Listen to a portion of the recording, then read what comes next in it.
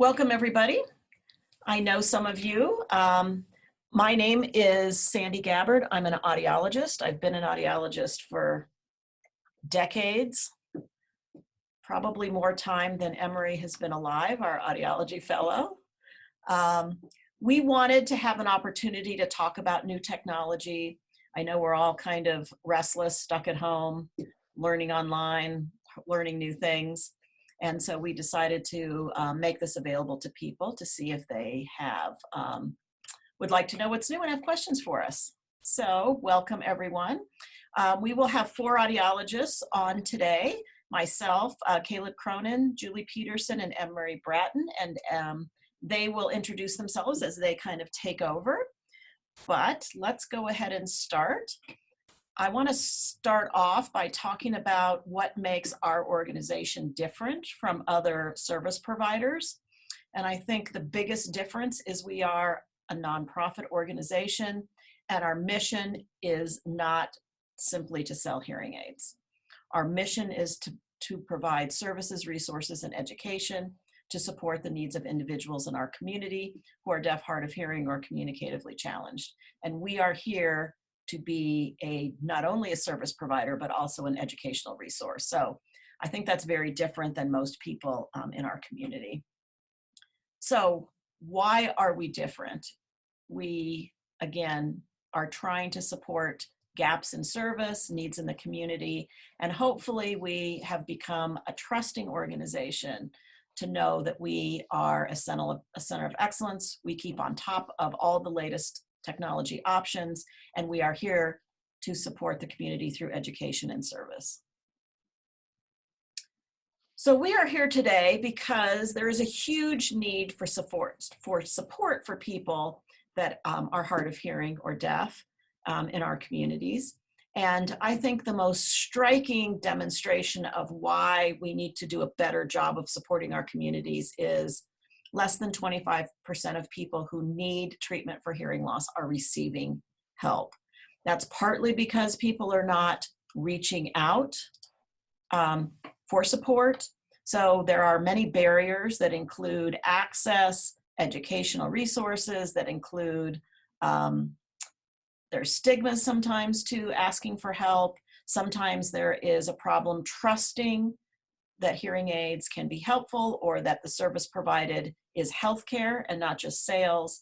So we want to help change that and help people have a trust in the ability to ask for help and receive help. So most of you probably know some of the signs of hearing loss. A common thing we hear from people is that everyone around me mumbles, and it may not be hearing loss. It may be a problem with articulation or communication that will translate what's being heard into clear understanding. We hear people ask people to repeat themselves, have difficulty following conversations, have difficulty with volume on the TV, family, friends, frequently have to spend a lot of effort in speech understanding. Then, of course, there are people with lifelong challenges with hearing loss and communication. People with lifelong challenges sometimes recognize that over time, their challenges are slightly different, either because they're in new environments or their technology is not optimized for their needs, or they're not able to take advantage of other communication or environmental modifications to help them communicate optimally. So those are usually the categories we find people in. I also want to point out that hearing loss is very well distributed by age. It really is a misunderstanding that only old people need communication assistance. As a matter of fact, by pure numbers, the people who reach out to audiologists for help are in the middle age category. And then, of course, we have a significant number of people with lifelong hearing challenges, and it's important to keep them up to speed. So really the issue has to do with more about resources and education and accessing optimal communication strategies, not just the age. So what does treatment improve? And I think many of you find yourself in some of these categories where you may be getting treatment for hearing loss, or you may be ready to get treatment for hearing loss. And you want to have realistic expectations about what can I expect that it can improve in my life.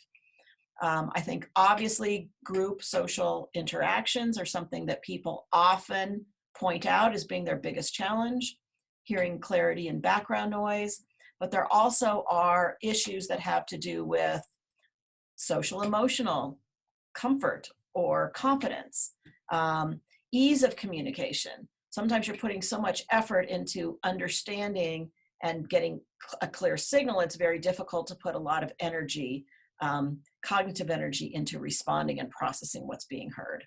It can be frustrating. It can cause a feeling of loss of control of your environment, emotional well-being, physical health, and of course, sometimes even anxiety. So what is not true? It's a funny place to start, but it seemed like to set the stage, it would be good to know what's not true. It's not true that hearing aids can restore hearing to normal. Yes, often glasses can restore vision to normal or 20/20. Hearing aids do not restore normal hearing. There are many variables about hearing that cannot be completely compensated for in hearing aids. And so we have to think about realistic expectations and what are those environmental modifications that we need to work on. It's also not true that discount hearing aids purchased often online, sometimes we call them over-the-counter amplifiers, they do not necessarily provide the same benefit as digital signal processing hearing aids that are prescription fit to individual needs. They do provide volume, and if that's all people need, perhaps over-the-counter hearing aids can help. It's not true that hearing aids will damage your hearing. Hearing aids are set to have more volume for soft, less volume for loud, to ensure that hearing is protected, that residual hearing is protected. It is also not true that milder or mild hearing loss cannot benefit significantly from hearing aids. And there's actually a trend in audiology not to fit the need for hearing aids based on just the audiogram or just the graph of hearing, that there are many more variables that we should be monitoring about processing speech. 2 hearing aids are better than 1, so wearing 2 hearing aids is important. There is no such thing as the best hearing aid, the best brand, or the best model. And I think that is one of the biggest myths that we as audiologists are constantly battling. People will say, what is now the best hearing aid? And the best hearing aid is the one that has the features that that individual needs and that are set to that individual needs. And you don't need to wear hearing aids, only occasionally.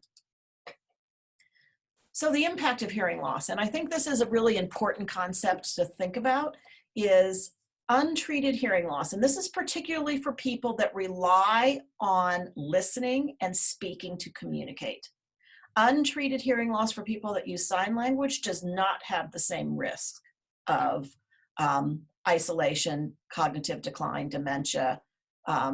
So we're talking now about people that depend on speech and oral communication. Untreated hearing loss means that your brain is getting less auditory stimulation.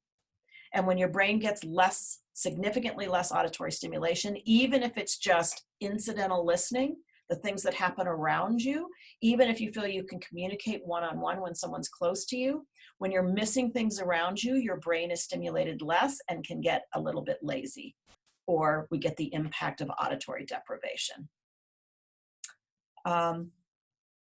Hearing aid technology and treatment of hearing loss, again, for people that depend on verbal communication, has been shown specifically to reduce other symptoms of social isolation, anxiety, frustration, anger, depression, panic attacks, social phobia. So we look at this as a wellness approach to supporting people who have communication challenges. Let's see, I think I'm going to turn this over to you, Julie. All right, hopefully you can hear me all right here. I'm Dr. Julie Peterson. I am one of the staff audiologists here and have also had many years of working in the field here and in Arizona. So I'll just continue to give you some education here. One of the main things that we like to emphasize with people is that technology.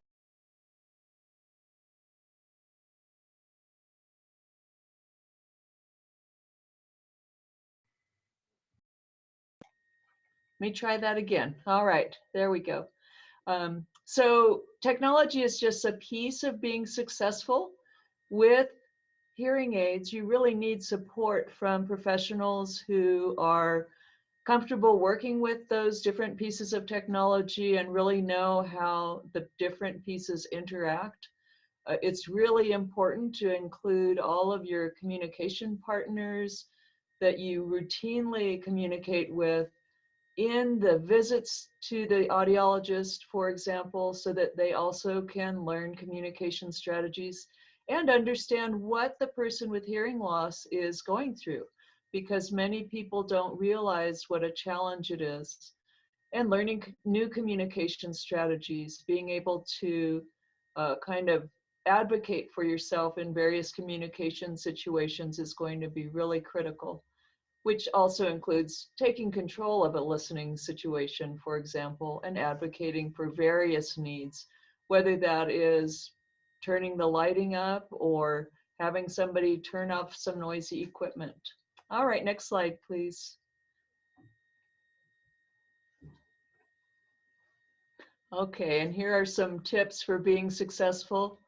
Just to improve your chances of success, we have two ears and generally have hearing loss in two ears, so it's important to have hearing aids on both ears. So you have bilateral or stereo listening, if you will. That will give you the best success, and that's what your brain really thrives on and how it will do its best job getting information into both ears equally. It's important to teach your family and others in your world kind of strategies to help improve communication. And that includes getting your attention before they try to talk to you, looking at you so that you can actually read their lips, read their facial expressions. Of course, at the moment, masks are kind of a deterrent to that, but when you can, it's important to have those visual cues. Managing background noise and lighting, all of those types of things are going to be very important for improving your success with communication. And of course, there are different assistive devices, etc., that can be used with your hearing aids or even as freestanding devices, for example, with a television.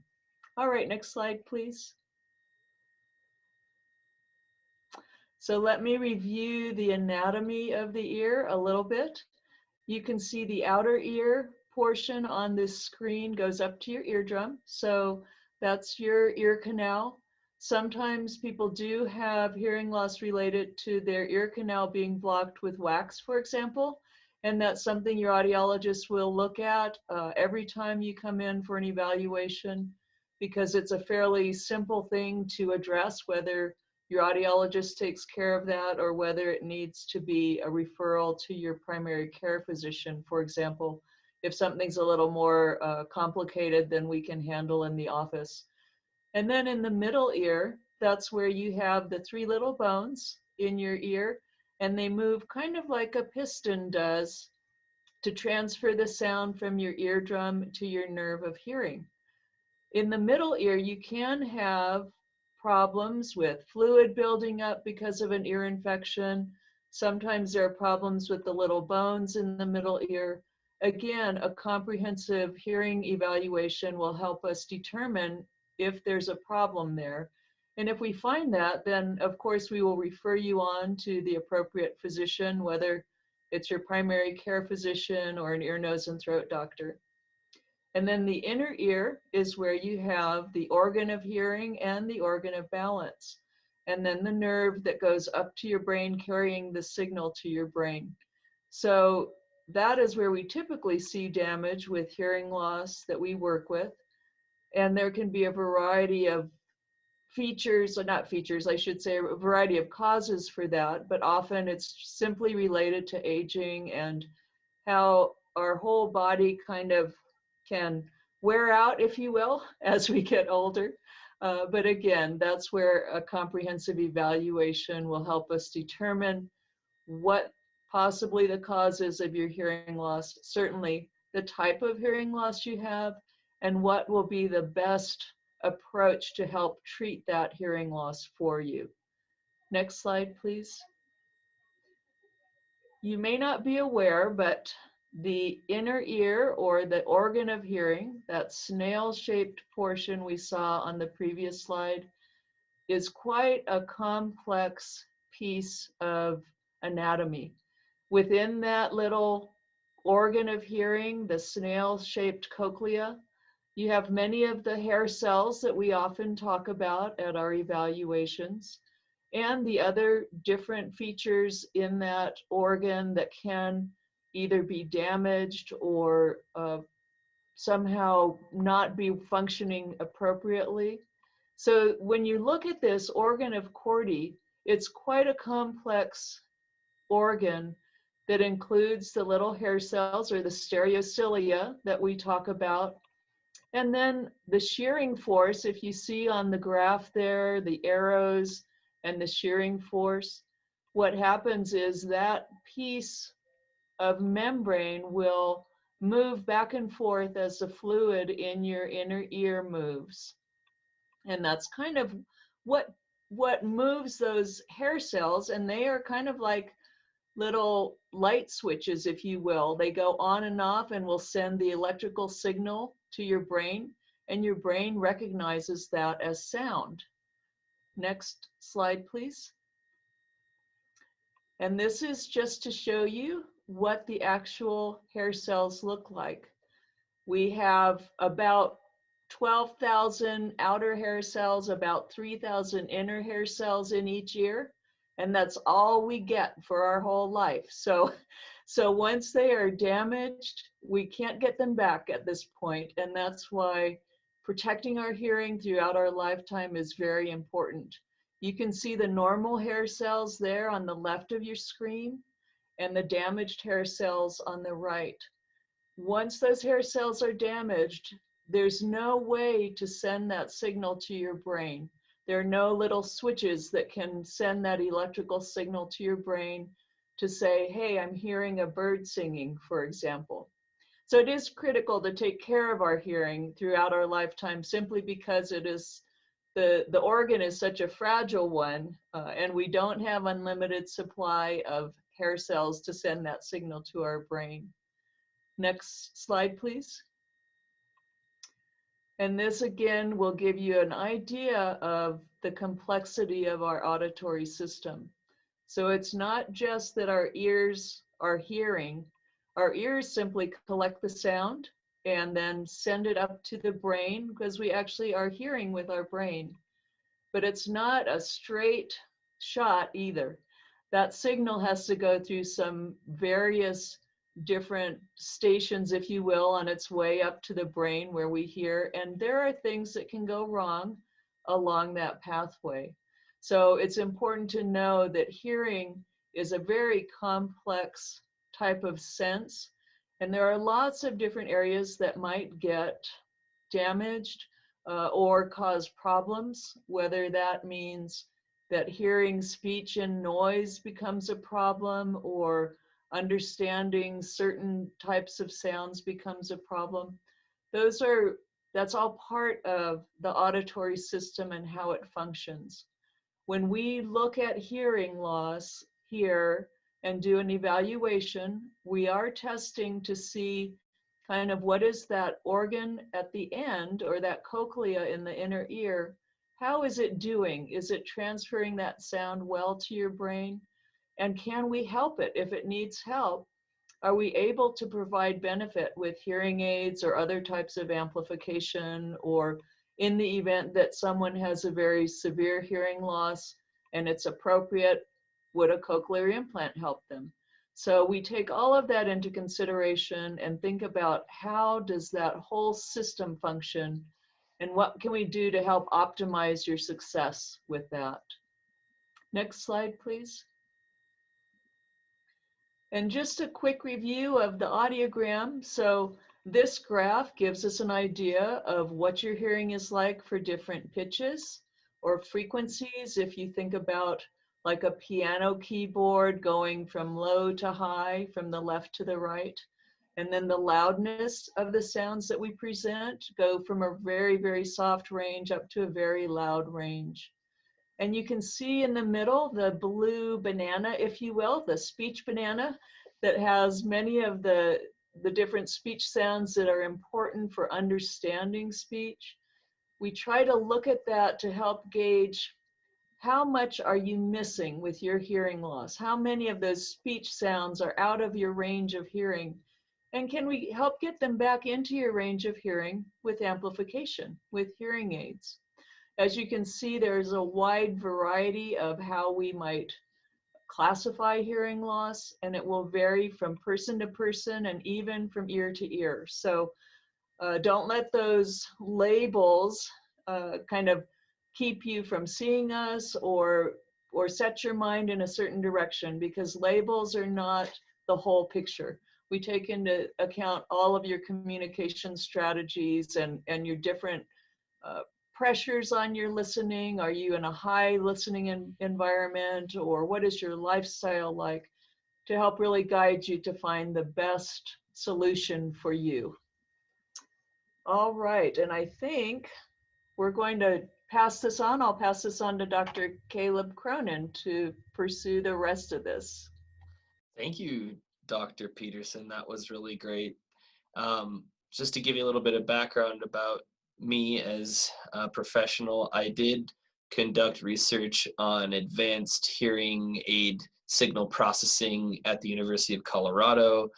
I also did some research on auditory development, as well as hearing loss prevention and those types of elements of hearing. And I'm so grateful to have began working at the Marion Downs Center a few years ago. To start off, I want to talk about hearing aid styles. And this is a question that lots of people have. They want to know, how do you decide which hearing aid is right for me? And the main thing that I like to think about is your degree of hearing loss, your configuration of hearing loss. Sometimes age comes into play, and dexterity, and also needs for connectivity to, say, a phone or to other devices that could help you listen, like a remote microphone. But by far the most common device that's fit in 2020 is what's called a receiver in the canal, which is shown in that bigger picture right there.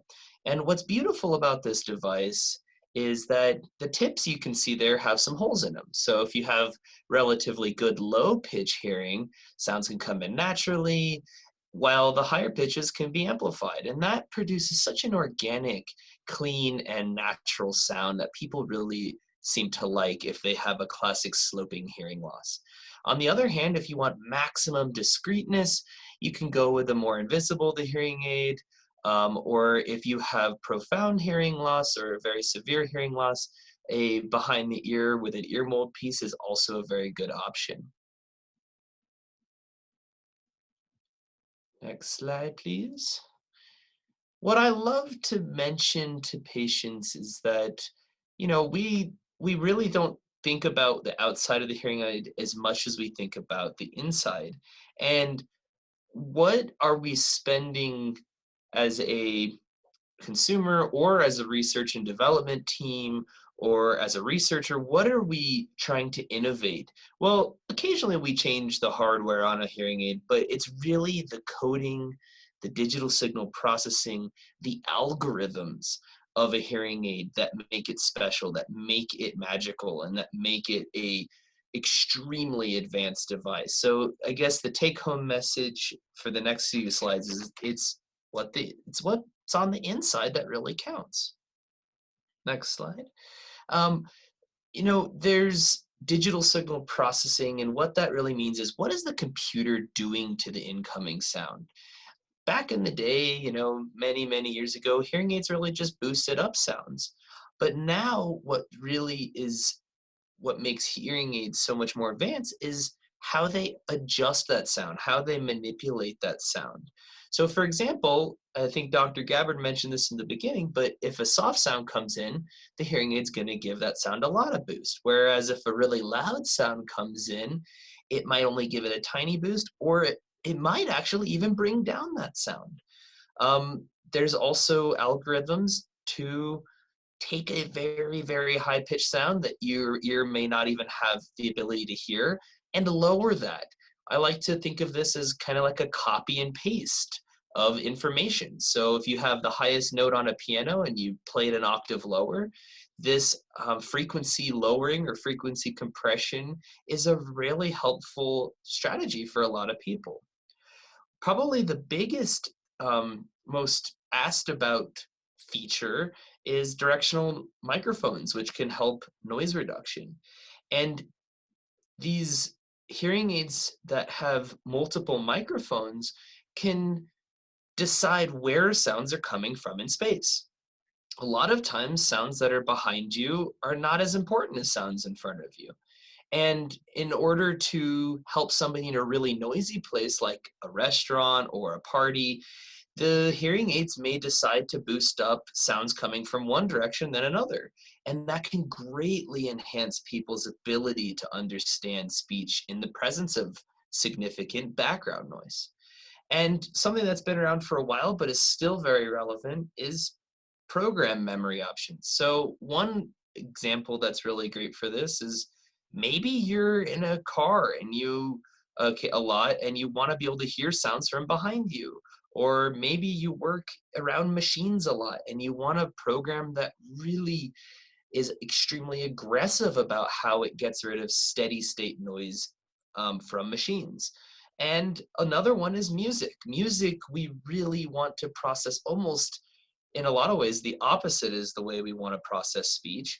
And so having a music program that you can enable or turn on and off is also a great option. And one other feature that's really new from a company called Phonak is the ability to know when you're moving. If you're walking down the street with a loved one, the motion sensors in the hearing aid will actually be able to know that you're moving and will open up those directional microphones to let you hear sounds from your sides or maybe even a little bit behind you. So each year, more and more technology inside the hearing aid comes out, but this is such an important thing to consider when you're trying to decide, do I want an advanced hearing aid, a more basic hearing aid, or maybe even just a cheap amplifier? Next slide, please. So here's a cool graphic that just shouts out some different features. Hearing aids have largely become rechargeable in the last few years, very reliable, very easy to use. They can get audio directly from your phone. Wind noise reduction is really helpful. And how does somebody decide which hearing aid to get? Well, with our help, and learning about your lifestyle and learning about the different environments you're in, we can decide which hearing aid we want to get based on which of these settings and processing strategies are available. So for example, if you like to go golfing a lot and you're out on the course, or you're a skier, you might want one that has noise reduction for wind. If you're somebody who's on the phone a lot, you might want to make sure you have the ability to stream phone calls directly to your hearing aids. If you have extreme hearing loss in the high pitches, but good hearing loss, maybe more moderate hearing loss at the middle frequency pitches, you might really want one that has good frequency compression. So we consider all of these elements when we're trying to help you pick out the right technology for you. And some manufacturers have more advanced processing than others, and might have a more intelligent way of doing one of these features like, say, feedback suppression. Next slide, please. One really interesting feature is tinnitus therapy, tinnitus sound generators, tinnitus retraining therapy, which is really important because 7.5 million people in the US alone, and they deal with pretty significant tinnitus and they're looking for treatment. Um, you know, out of a big chunk of people, 10 to 15% of people, only 2 of them have severe tinnitus, but 2% of the population is actually still a pretty big metric. And a really good take-home message of this diagram here is that 80% of people that deal with tinnitus have hearing loss. And the number one cause of tinnitus is actually hearing loss. So tinnitus therapy that we can enable inside of your device is actually a very helpful, very useful technique. But I will say that about 90% of individuals with tinnitus experience a phenomenon called suppression. What that means is that when you put on the hearing aid, the amplification alone allows your brain to suppress and essentially temporarily get rid of the tinnitus. So there is a link between hearing loss and tinnitus, and hearing aids can do wonders for many people with tinnitus. Next slide, please. One reason why audiologists are so crucial in your journey of treating your hearing loss is that not only do we assess your hearing to know how to treat it as well as we can, but we also help you pick out the right device for you, which features, which hardware, which software, which accessories. Then when we fit the device, we use lots of knowledge of those advanced features to fine tune them. And that's largely based on your preferences, but also based on lots of research that's been done to set targets for how much volume to give you at each pitch. And that's based on your hearing test. We then take that data and we verify it. And then lastly, we do try to evaluate how are things going? How can we make them better? And how can we maximize your success? Next slide. So a good question that I sometimes hear people ask is, well, how do you know what the best amount of sound is for my hearing loss? And what's really important to consider is that everybody's ear has a different shape and size. A child, for example, has different acoustical properties of their ear than, say, a large grown adult. And although they could technically have the same hearing test results, we want to actually program the hearing aid differently because the size and the shape of your ear canal does boost and actually reduce some pitches depending on, again, its physical properties. So what we do is we put a soft little tube into your ear that's connected to a microphone. We play out some speech, and then we meet research targets that are based upon your hearing test results, the language you speak, and some other metrics. And this real ear measurement or probe microphone measurement is a incredibly important part of a hearing aid fitting because it really helps us tailor the sounds to your hearing and to verify that the hearing aid is doing what we want it to do. Is it functioning properly? Is it set correctly? So this is a very important part of audiology that we hope every audiologist does and that we hope we're able to provide to somebody. This is an image of what a verification looks like. You see the targets, you see the sound itself, which is that green cloud, and you see the hearing test results, which is the blue X's there.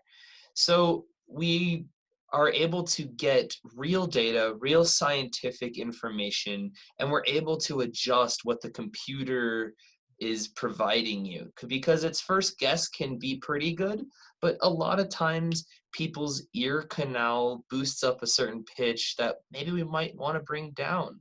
Or maybe the type of tip we put on the hearing aid is making some pitches leak out, so we need to boost those a little bit more. So this is just a picture of what it looks like when we do the verification process. I'm going to turn it over here to our lovely Doctor of Audiology fellow named Emery, and she is joining us from, she's living here right now, but she actually is from Texas. Hello, my name is Emery. I am in the 4th year of my doctorate program, and I did just move to Colorado. Oh, can't hear me? Oh, talk louder. Okay. Okay, I just moved here from Texas in May, and I am completing my 4th year fellowship here at the Marion Down Center. So I want to talk to you about when and if hearing aids alone are not enough for you to compensate for hearing loss.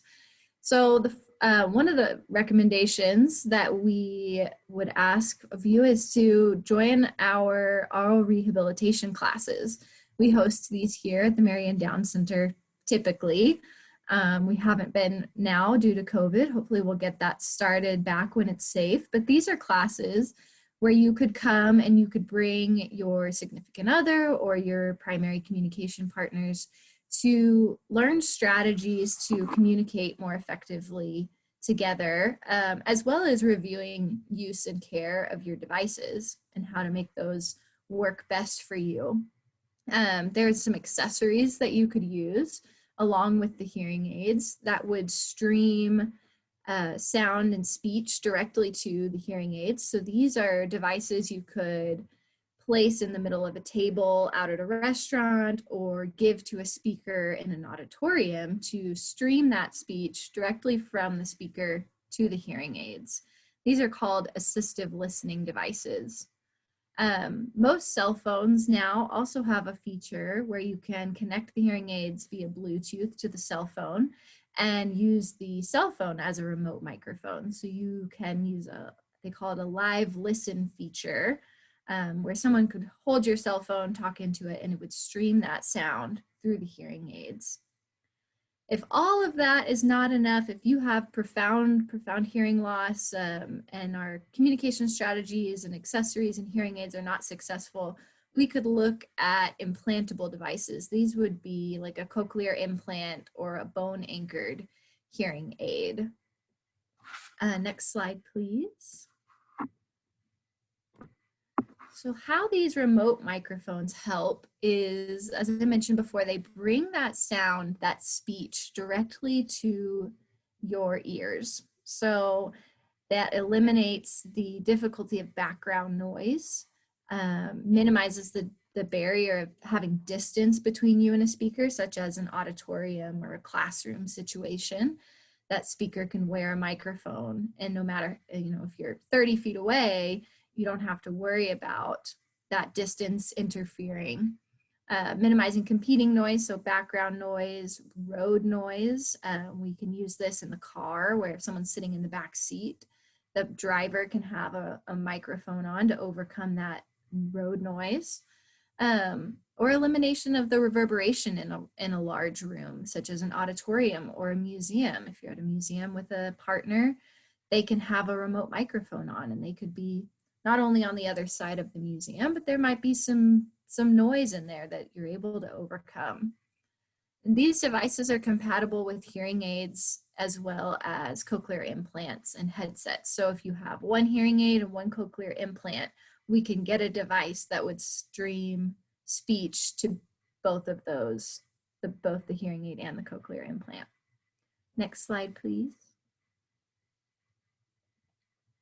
So again, Bluetooth is a really good option for amplifying another person in environmental noise or with distance challenges. If you can use that Bluetooth connection from the cell phone to the hearing aids in place of a third device, an alternative assistive listening device.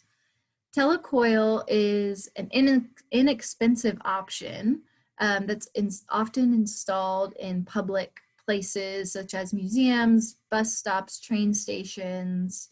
Some college campuses may be equipped with telecoil, where when you enter that area, your hearing aids connect to the telecoil system, which will then send the signal, be it announcements from a PA system or anything that's being projected into that environment, it'll be sent directly to your hearing aids. Some theaters may also have a telecoil connection, so you can connect to that in the theater in order to listen to a show or a play of some sort. FM and Roger, these devices are direct connect to the hearing aids. These are those assistive devices, the microphones, that really help with overcoming background noise and reducing the strain of patients in these very complex listening environments where you have multiple people that you're trying to talk to, as well as noise happening all around you. These can help overcome those circumstances. All right, next slide, please. So at our appointments, orientation and training is one of our big focuses. Before you leave, after getting your hearing aids, we want to make sure that you can put them in properly. You can, you know how to position them behind your ear, especially nowadays that we have masks, glasses, all kinds of stuff. Utilizing our ears, you add a hearing aid on there, it may take a little bit of practice to get that adjusted just right. So we want to make sure that you've got that down before you leave. If you have battery hearing aids, we want to practice replacing the batteries, or if you're using rechargeables, taking them in and out of the charging case and how that process works. We want to practice care and maintenance of the hearing aids. We want to make sure you know where the microphones are, how to clean them if needed, how to replace parts if needed. We'll go over the supplies that you might need, as well as retention and making sure, like we talked about before, you're positioning them correctly, what to do, if one does happen to fall off and you lose it, we'll talk about that process. Reviewing a wear schedule. Dr. Gabbard would say, we want you to wear these like your clothes. So when you wake up in the morning, you put them on and you take them off when you're going to go to bed at night. But there might be some times that we discuss, okay, maybe it's better if you take them off right now and you put them in the case. Oh, you're going to get a haircut. Yeah, let's get the hearing aids out of the way so we don't accidentally clip a wire or something while we're doing that. And basic troubleshooting. So is the hearing aid broken, or does it need a new battery? Or is it clogged with wax? Little things like that you could potentially fix on your own, we can cover with you. And then lastly, we would discuss some environmental strategies. So now that you have these devices, how can we utilize them and optimize them? Again, going back to that restaurant example, hearing aids like to focus on what's in front of you. So we talk about how to position yourself with your communication partners, making sure they're in front of you and noise is behind you. These different strategies to use along with the hearing aids. Next slide, please. So hearing aid validation, I think we'll hand it over to back over to Dr. Gabbard from here on out. Great. Thank you so much, Emery. Hearing aid validation, and the reason I think it's important to discuss this step is validation basically means the long-term benefit, assessing the impact of treatment. And it's a really important step that often gets overlooked when we think about, okay, picking out a hearing aid, trying it, updating it, but optimizing your use, measuring the effectiveness, and evaluating it in the whole scheme of improving quality of life is a really important ongoing commitment that we would make to best support the users that we see in our clinic, because we really believe that this partnership and getting feedback and individualizing the treatment is critically important to optimize success. So what else do we need to know? I know we're running a little short on time, so I'm going to point out some of the things that I think we haven't talked about before. And I think one of those things is that an adjustment period is necessary, not just when you get your first set of hearing aids, but anytime there's significant signal processing changes or you go and get new technology. I know this sounds a little bit strange, but as hearing aids evolve, the processing strategies can get more elaborate. And I think the biggest change that we noticed is when we went from analog hearing aids to digital hearing aids. And I still have long-term users of hearing aids, particularly people with severe hearing loss, who say, I want those analog hearing aids back, because their brain got used to hearing loudness growth very quickly. And when your brain gets used to hearing all of that sound, that's what it thinks is normal. So it's really important to think about what kinds of processing we want the hearing aids to do and how that might impact your individual needs and what kind of adjustment might be necessary to optimize your listening improvement. We also have a slightly different philosophy than what you may hear from some practices. We believe that multiple follow-up appointments will help optimize your personal preferences, as opposed to saying, we fit it to prescription, these are the best hearing aids or the best hearing aids for you, and you shouldn't need adjustments. It's actually quite the contrary. While we feel we do a pretty good job of fitting to prescription, anticipating needs of our users, kind of partnering on what sounds good, because digital hearing aids are like our computers, and there's so many different things we could fine tune. So for example, some people want to hear more environmental sounds around them as much of the time as possible. They want to hear the birds, they want to hear a car coming up behind them, they want to hear someone calling their name. Other listeners say, I'm having trouble processing directed speech when all of that sound is coming in, but they might not know that until they have a time to adjust and they have the time to listen to specific processing strategies. So being a little bit picky over time is actually a good thing to help the audiologist. What else? Even with hearing aids, it's going to be a little bit hard in some situations, and that's part of our teamwork together, is to figure out if the expectations or the challenges you're having can be improved upon, or if some of those challenges are kind of the nature of the beast, but how we can help you optimize. It's a really important thing. Hearing feedback is normal. A lot of people hear that feedback when the microphone and the speaker are re-amplifying, and it's normal, but feedback strategies are really pretty good today.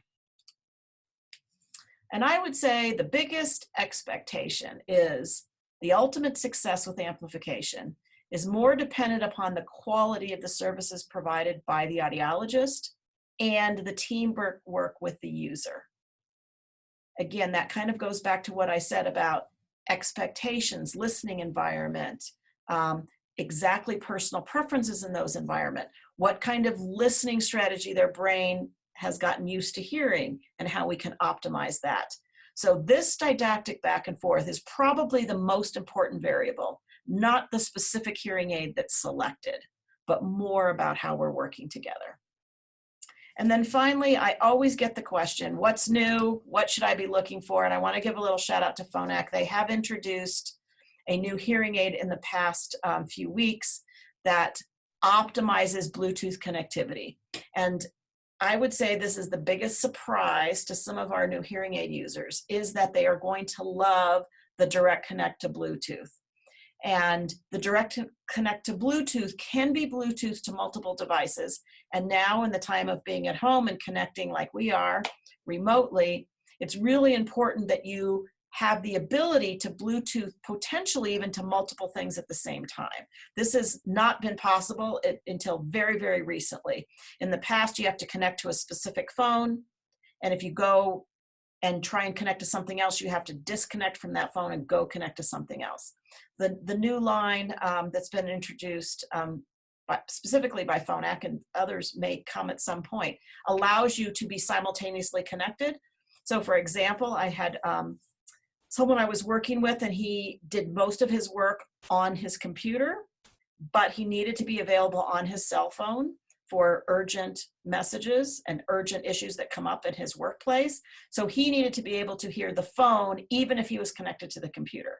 And really, for the first time ever, there is technology to allow people to do that. So thank you, everybody, for listening. This is a lot of information. We tried to put as much in writing as we could. And I think we have a question in the chat from Michael. What is the name of the new Phonak? Phonak's new line is called the Paradise line, or the P line. Paradise, it has multiple levels, it has multiple styles, but allows the multiple Bluetooth simultaneous connections. And it will connect to more than just an iPhone. Some hearing aid models and types are specific to an iPhone, and they work very well with an iPhone, but they don't transfer that Bluetooth connection to other things. I also believe that for cochlear implant users, Phonak has just introduced, well, they have a partnership with Advanced Bionics Cochlear Implant, and they've just introduced the line that allows Bluetooth streaming direct to cochlear implants simultaneous with hearing aids if you're wearing both.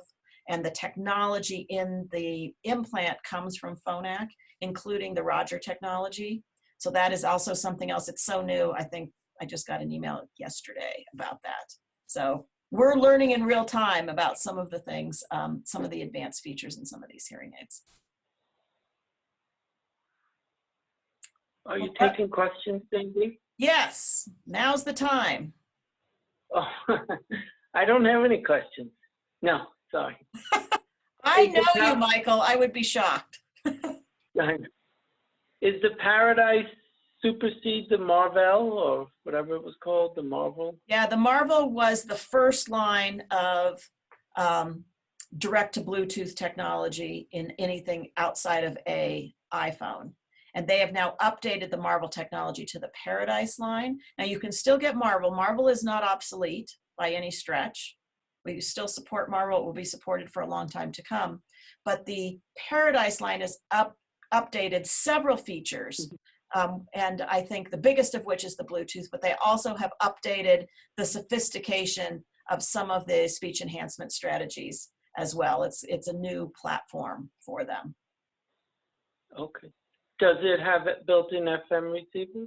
It does. It can be connected to the Roger technology, direct into the hearing aids, as can the Marvel product. So what Michael is referring to is if you're using a Roger or FM Roger transmitter, it is backwards compatible. So if you have a Roger transmitter that you've gotten in the past, the new hearing aids can have the receiver activated in them, and there's the direct connection from the Roger transmitter or microphone into the Phonak hearing aid. And last question, is it a power aid? Like, I know like when Marvell first came out, it took them a while to get the power aid. Correct. They do have an ultra power receiver in the RIC line. And as you know, Michael, I've been fitting people with power hearing aids for decades. And really for the first time with the Marvel technology and the Paradise technology, we can get a super power speaker in a built-in ear mold and used with a RIC hearing aid that is really competitive with the power hearing aids that we traditionally know with a full ear mold. Oh. Wow. Okay. Yeah. And part of the reason I think that can happen is the new automatic feedback control is much better than in previous generations. And that was our limitation in part. And in part was the size of the hearing aid needed to be bigger to be stronger. They do have an ultra power speaker. It does have to be encased in a custom ear mold type of device, but it can provide a lot of power. We have a lot of users who are cochlear implant candidates that can wear that UP receiver and a cochlear implant and get enough power. Now, it's not quite as much power as the most powerful hearing aids on the market, but it is fairly competitive with them. Okay, thank you. Marilyn, I don't want to turn it into. Marilyn, do you have a question? Yes. Can you explain again what the purpose of the motion sensors are in the Phonak hearing aid? The idea, and this is new with the Marvel line, the idea is the hearing aids can tell when you're moving, and it assumes if you're moving that you're not just listening to somebody that's right in front of you, that it can then go directional to the side because it assumes, again, most of the time the hearing aid is assuming that it needs to optimize who's in front of you. And how would it know that you're listening to someone who's not in front of you? Well, if it knows you're walking, it assumes that you need to hear not just in front of you. So it changes the directional strategy automatically. Hmm. And that is something that is very new as well. Thank you.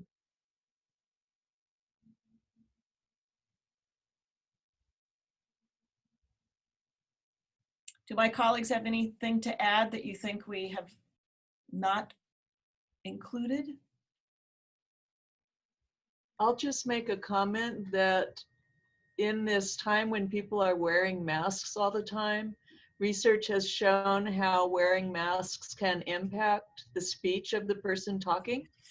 And we certainly can program hearing aids to have a mask program to try to help overcome the barrier or the problems that arise from someone wearing a mask that you're trying to talk to, or that you're trying to hear, I should say, being the person wearing hearing aids. So just to keep that in mind, that there are some very good aspects of having programmable hearing aids that allow us to address current situations as they come up, for example, with the mask wearing, to try and optimize hearing as best we can throughout any kind of a situation. So just want to throw that out there. That's a good point, and I'm going to add to that what is obvious to most people with hearing loss, and that's the fact that when we can see people when they are communicating with us, that can add 20 or 30% speech understanding, that speech reading ability that we cannot get when we're wearing traditional masks. So we are actually seeing an increase in people coming in seeking help when they thought they were getting by pre-mask era, and now they're having more trouble. We here like to wear our clear masks to help people speech read when they're in our office, but it still is just a Band-Aid on a challenge because you're still not able to see everything. But something that I think people find helpful, the clear mask technology. Well, thank you, everyone. I have to tell you, it is such an honor to be at the Marion Downs Center, having the mission that we have and working with such an incredible team of professionals. Truly a pinnacle of my career being here with all of my teammates here. So I want to thank everyone. Thank you guys for participating. And if you have individual questions and would like to reach out to us on our email, our generalized email is right here, contact@mariondowns.org, and we'd be happy if you want to direct it to a specific person, we'd be happy to pass that along and continue to share information with the community.